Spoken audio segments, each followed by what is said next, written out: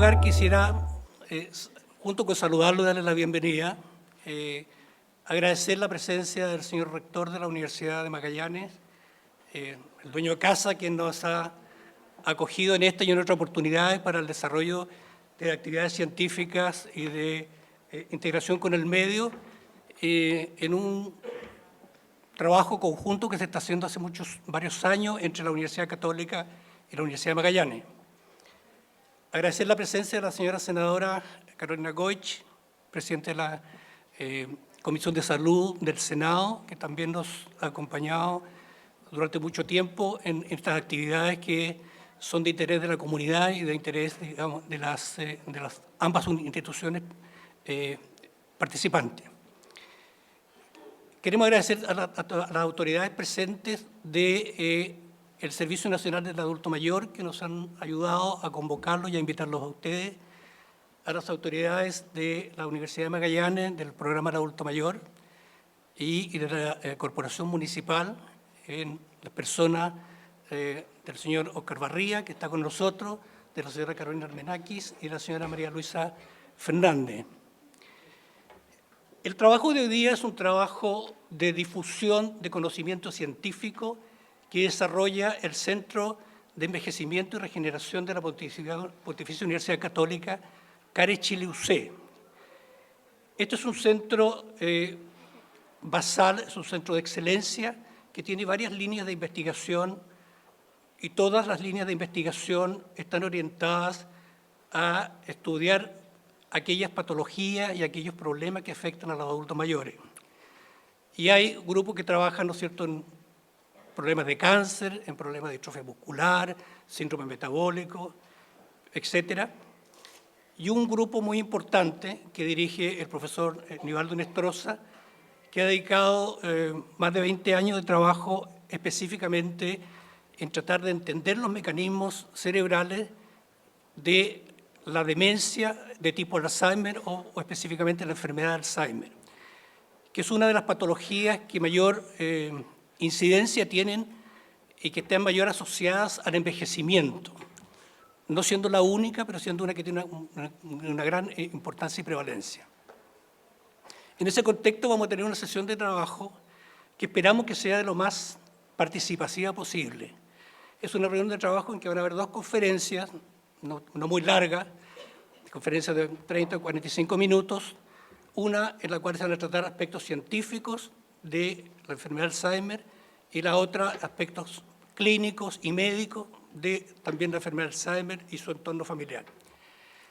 La idea es que terminadas estas conferencias ustedes puedan preguntar e interactuar con los expositores de manera muy suelta y muy en confianza, hacer sus consultas, hacer sus preguntas de manera de poder interactuar y poder sacar mayor provecho de esta reunión, y después al final los invitamos a un cafecito para seguir conversando afuera. Agradeciendo la acogida de la universidad y la presencia de las autoridades presentes y de todos ustedes, vamos a partir inmediatamente con la primera charla, que la dictará el profesor Nivaldo Inestrosa. El doctor Inestrosa, como ya se ha mencionado, y algunos de ustedes lo han visto en otros foros en Magallanes, es el director del Centro de Envejecimiento y Regeneración CARE Chile UC, y es además Premio Nacional de Ciencia, precisamente en reconocimiento al trabajo que él ha desarrollado en el esclarecimiento de estos mecanismos cerebrales o celulares de la enfermedad de Alzheimer. Así que dejo al profesor Inestrosa con su conferencia sobre avance del conocimiento científico en la enfermedad de Alzheimer. Me ha tocado hacer una pequeña introducción de lo que es el estado del conocimiento científico de la enfermedad de Alzheimer, cosa que podría durar mucho tiempo, pero yo me voy a remitir a destacar cuáles son las características generales de la enfermedad y darles un par de ejemplos de cuáles son los caminos que se están tomando hoy día para, yo diría, tratar la enfermedad, pero a nivel del estudio todavía preclínico. Cosas muy prometedoras que vienen en camino. En todo caso, si ustedes ven, el título de esta charla es El estado del conocimiento científico de la enfermedad de Alzheimer, y le voy a mostrar la primera diapositiva. Esto es una complicación, porque la verdad de las cosas es que todavía no tenemos una manera de resolver el problema de Alzheimer. Esto no fue a propósito, simplemente que tenían dos cosas en una misma diapo y no pude eliminar esta página. A propósito no fue. Bueno, a ver, yo creo que aquí. Bueno, esta es una diapositiva bastante usada cuando uno hace introducción a lo que es la enfermedad de Alzheimer. Está en lo que hizo Uter Molen, que fue un pintor que le gustaba hacerse autorretratos, holandés, y ustedes ven, a él se le diagnostica la enfermedad de Alzheimer probablemente un poco antes del 96, y vean ustedes cómo él se veía a sí mismo a medida que va pasando el tiempo. Ya el 2000, 4 años después, esto es lo que él percibía de sí mismo. Y esto tiene que ver con lo que se llaman las incomunicaciones del Alzheimer. Hay una pérdida de conciencia de lo que él se percibía. Era el mismo pintor, no perdió la capacidad de dibujar, pero simplemente... y esto es un poco para introducir el Alzheimer. El Alzheimer lo describe por primera vez este señor, Alois Alzheimer, que es un neurólogo de la clínica de Múnich. En ese tiempo no era claro si era neurólogo o psiquiatra, pero él se designaba neurólogo, que muere relativamente joven en esa época. Muere en 1915, fíjense ustedes, y él en 1907, 1906, 1907 es cuando describe a una paciente que se llamaba la señora Augusta, que la tenía en el asilo de Frankfurt, y la señora Augusta tenía un Alzheimer muy marcado, que era un Alzheimer genético, de los cuales hay muy poco. Les digo inmediatamente que el Alzheimer familiar o genético que se hereda es un porcentaje bajísimo en la población. Hay otras condiciones que generan la posibilidad efectiva de que se vaya manteniendo en ciertas familias el Alzheimer, pero no tiene que ver con los genes, y eso lo podemos discutir eventualmente. Entonces, lo que hace Alzheimer es decir, tengo a esta señora Augusta que tiene un Alzheimer muy fuerte, tiene una demencia, y luego él tiene la oportunidad de examinar su cerebro y encontrar dos elementos. Uno se llaman las placas y el otro son los ovillos, y vamos a comentar en qué consiste cada uno de estos elementos. Antes de entrar a las placas y a los ovillos, les voy a mostrar, esto es un esquema y probablemente exagerado, de lo que ocurre entre una zona de un cerebro normal, de un individuo normal versus Alzheimer. Ustedes ven que hay en general una pérdida de volumen. Pasados los 65 años todos perdemos entre un 7 a un 10% del volumen cerebral, pero en las personas con Alzheimer esta disminución del volumen es mucho mayor. Lo otro que ocurre es que se empieza a perder parte de la materia gris y comienzan los espacios entre las circunvoluciones cerebrales a hacerse mayores. Y ahí en esta zona, esta es una zona que se llama el hipocampo, que se supone que tiene que ver con la memoria, que se atrofia, tiende a atrofiarse y a hacerse más pequeño. Y este gráfico muestra el metabolismo oxidativo. Esto se refiere a la captación de azúcar, es una manera de visualizar cómo está la estructura del funcionamiento cerebral. Esto es una persona de 20 años, esto es una persona de 80 años, ¿ya? Normal. Vean ustedes que el patrón es muy parecido.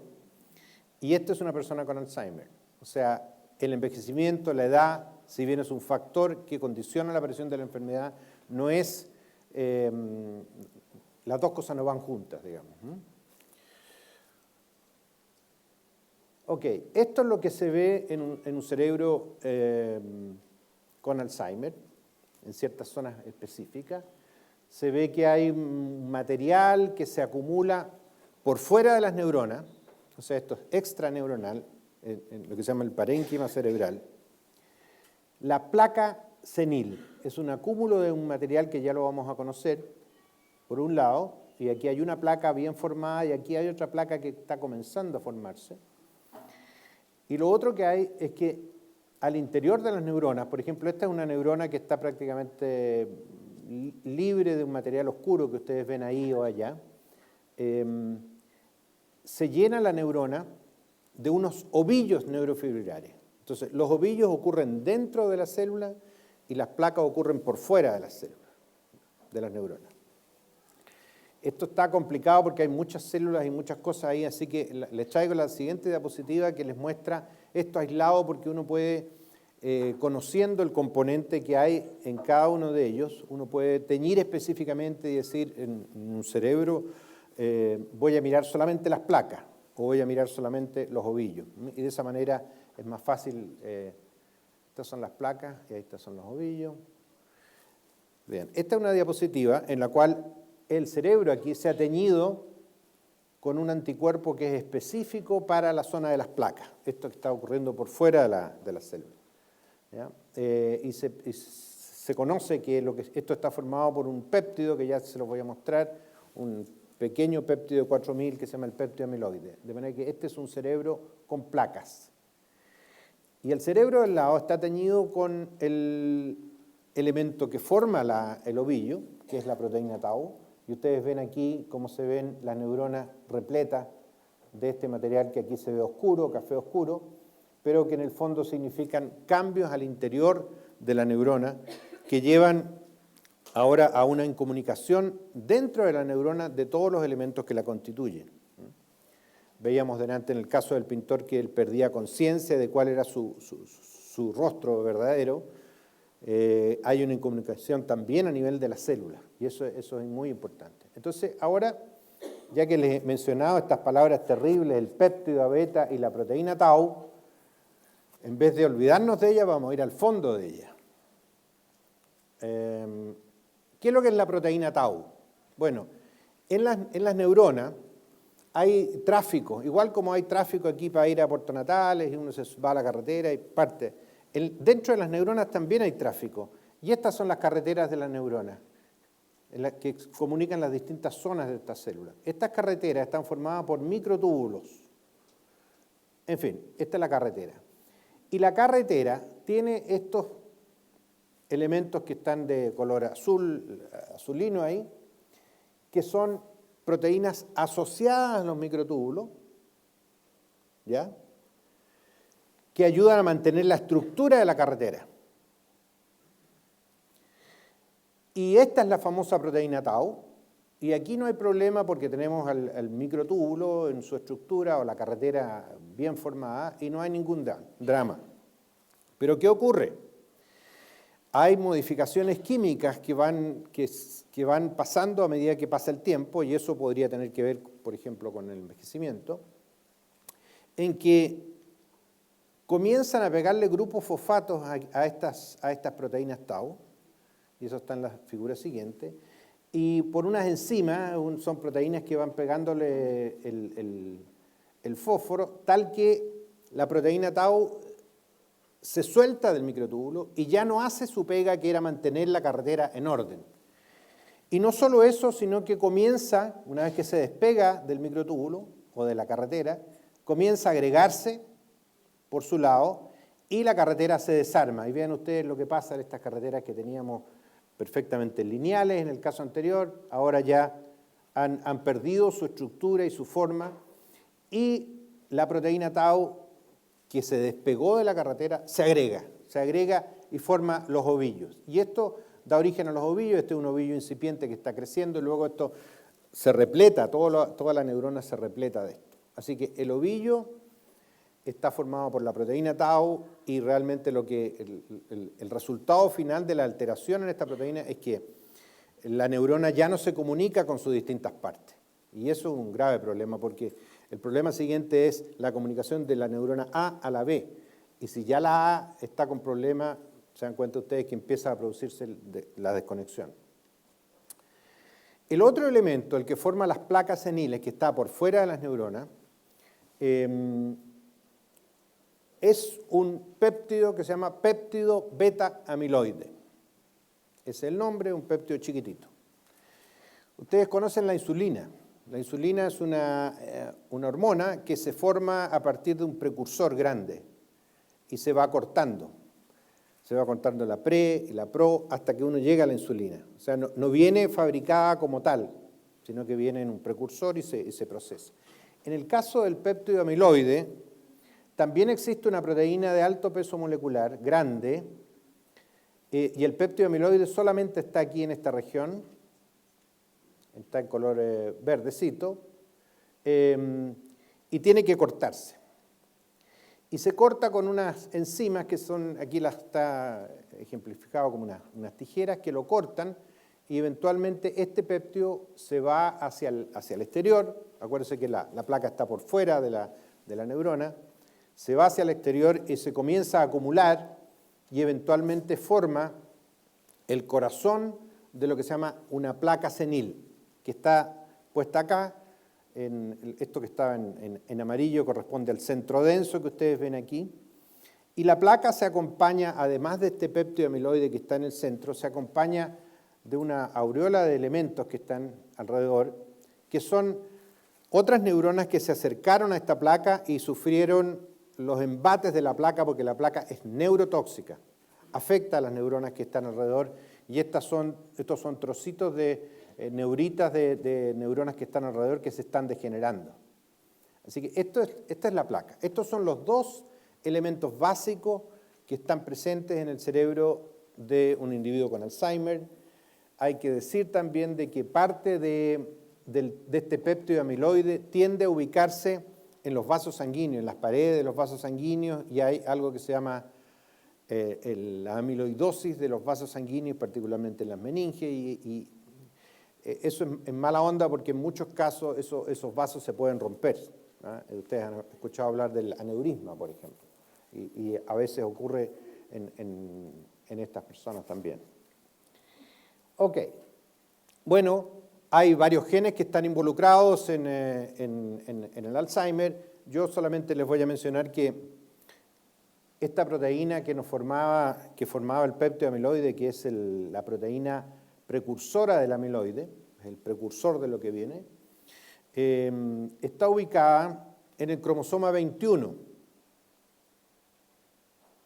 El cromosoma 21, acuérdense, se asocia con el síndrome de Down. Y ahí está el APP en el cromosoma 21. Eso hace que hace 20 años se estudiaba el Alzheimer utilizando como modelo el síndrome de Down. Y realmente las personas con síndrome de Down que llegaban a los 40 años, que hace muchos años eran muy pocos y ahora está aumentando eso, normalmente pasados los 40 se demencian. ¿Ya? Y eso es porque se produce una acumulación de placas de amiloides similares a la de Alzheimer en el cerebro de la gente con Down. Así que todo lo que es la distribución de estas placas, etcétera, se ha podido ver bastante bien. No en pacientes con Alzheimer, pero en Down durante el procedimiento. Y hay otros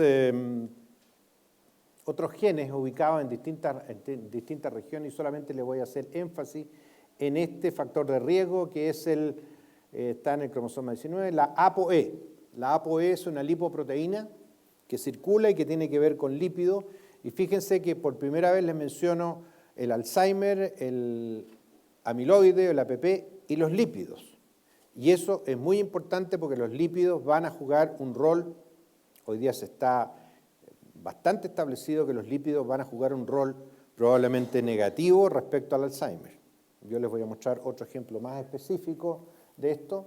Se piensa que la guatita aumentada, la obesidad del abdomen es mala, la hipertensión es mala, ustedes saben que para el problema cardiovascular, los triglicéridos aumentados es malo, la diabetes también es mala, o sea, todo lo bueno de la vida es malo, Esa es la contradicción. ¿Ya? Entonces, les menciono lo del riesgo del ApoE porque tiene que ver con el transporte de lípidos y su injerencia con Alzheimer. Entonces, este es un mono muy complicado, pero el título es el que yo quería recordar. Dice, la modulación de los niveles de colesterol afecta el curso de la enfermedad de Alzheimer. Y aquí tenemos el colesterol, y lo que vamos a hacer es, les voy a contar por qué el colesterol y cómo se descubrió que el colesterol tiene que ver con esto. Bueno, esta es una membrana, estos son los fosfolípidos de una membrana, la membrana que está por todas las células, y aquí está la proteína grande, esta del APP, de la cual se forma el elemento que era amarillo, ahora se los cambié a rojo, y hay una región de la célula que es la región rica en fosfolípidos.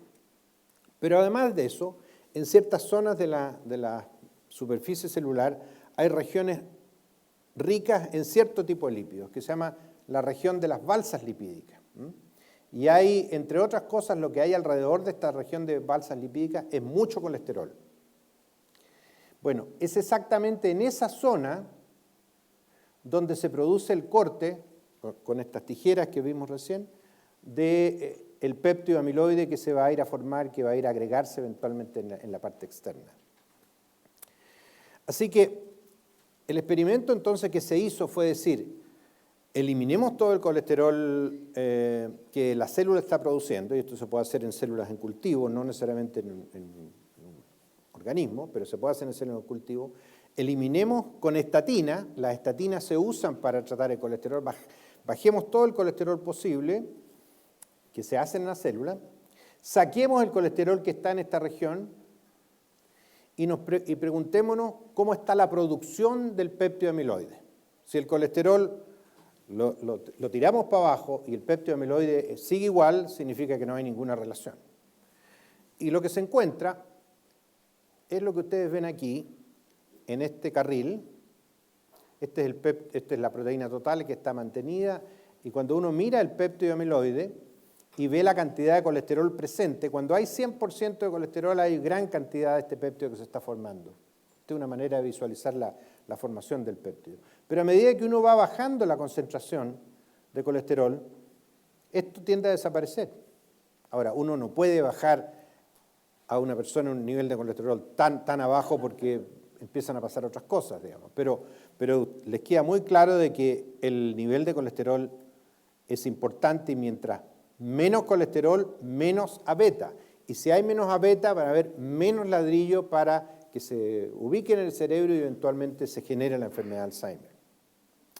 Así que todo lo que sea colesterol, embutido, bueno, no voy a tocar el cordero mejor, pero todo lo que sea, ¿no es cierto?, carne roja, no es bueno, lamentablemente. Ok, este es un ejemplo de algo muy parecido ocurre con la glucosa. El exceso de glucosa también afecta de la misma manera al péptido A-beta. Así que de ahí viene la idea hoy día de que efectivamente todo lo que está bajo el alero de lo que se llama el síndrome metabólico, que yo le decía, o sea, la hipertensión, exceso de azúcar, exceso de colesterol, etcétera, van a ir a anticipar o aumentar la probabilidad que el Alzheimer llegue. Y si uno tiene precauciones a ese respecto, realmente podría avanzar mucho en evitar la aparición de la enfermedad. Ok. Otro elemento, parece que he ido muy rápido, otro elemento que viene, yo diría, desde la década pasada, tiene que ver con la posibilidad de hacer una vacuna para la enfermedad de Alzheimer. Y eso viene de la idea de que si efectivamente en el cerebro se acumula el péptido amiloide, la vacuna significa que se van a generar mecanismos al interior de la célula, tanto humorales como celulares, que van a ir a tratar de comerse la placa y hacerla desaparecer. Entonces se hizo un estudio de eso hace muchos años, bueno, esto fue el 99, y se hizo en ratones que eran modelos de la enfermedad de Alzheimer y se les inyectó el péptido amiloide humano. Y lo que se hizo, y lo que se logró, voy a saltarme esto, lo que se logró fue lo siguiente. Este es un ratón modelo de la enfermedad de Alzheimer, este es el hipocampo. Vean ustedes esto, cafecito es el amiloide presente, las placas presentes en distintas zonas del cerebro hasta la corteza. Y estos animales fueron inyectados con el péptido beta para generar una vacuna, y este es un animal que deposita las placas pasados los 6 meses, y después de ese tiempo normalmente se acumula este material. Ups. Ahí. Entonces, cuando se examinaron los animales que habían sido tratados con la vacuna, vean ustedes, prácticamente no hay acumulación en el hipocampo. En las zonas de la corteza tienden a desaparecer las placas. Y, ¿para qué les digo? En las zonas posteriores de la corteza hay todavía alguna acumulación, pero realmente es muy poco. Estos experimentos fueron súper exitosos y se llevaron a la práctica en humanos en el 2001, pero existieron problemas porque en lo que se llama la fase clínica, fase 1, en algunos pacientes se generó una reacción de edema, de inflamación, y hubo que suspender el estudio, ¿eh? Pero realmente se veía muy promisorio. Esto es entonces una inyección del péptido amiloide y se genera anticuerpos en el organismo. Y uno puede ver que se limpia bastante. Bueno, mucha gente siguió trabajando en esto, y la novedad es que en septiembre de este año, 1 de septiembre de este año, apareció un trabajo en la revista Nature, que es de las más importantes en ciencia, con este título. Dice: el anticuerpo, los nombres de los anticuerpos son muy complicados, Aducanumab reduce las placas de amiloide en la enfermedad de Alzheimer. Apareció como un artículo completo, esto es un impacto tremendo, y veamos en qué consiste, porque a lo mejor no es tal. Bueno, el impacto para la revista Nature fue tan grande que dijeron pongámoslo en la portada, y lo pusieron en la portada. Entonces la revista Nature de ese día aparecía con, fíjense ustedes, con cerebro de un individuo normal y un cerebro de un individuo con Alzheimer, ya vamos a ver qué significa eso, atacando al amiloide, ¿eh? Y aquí se menciona lo mismo que teníamos en el título. Bien. Aquí lo que se está mostrando son regiones del cerebro en las cuales se ha hecho la marcación específica del amiloide, ¿ya? En varios, hay 4 cerebros distintos, y luego de un periodo de tiempo se produce el estudio de estos mismos pacientes que habían sido examinados de esta manera. Aproximadamente el periodo va entre medio año a 1 año. Son 54 semanas exactamente el tiempo que le estuvieron no generando una vacuna, sino que lo que hicieron fue preparar una vacuna, un anticuerpo monoclonal, y se lo iban inyectando al paciente. Esta es una inyección de un anticuerpo exógeno que se le va inyectando al paciente. Ahora el anticuerpo es dirigido específicamente contra el péptido amiloide que forma las placas.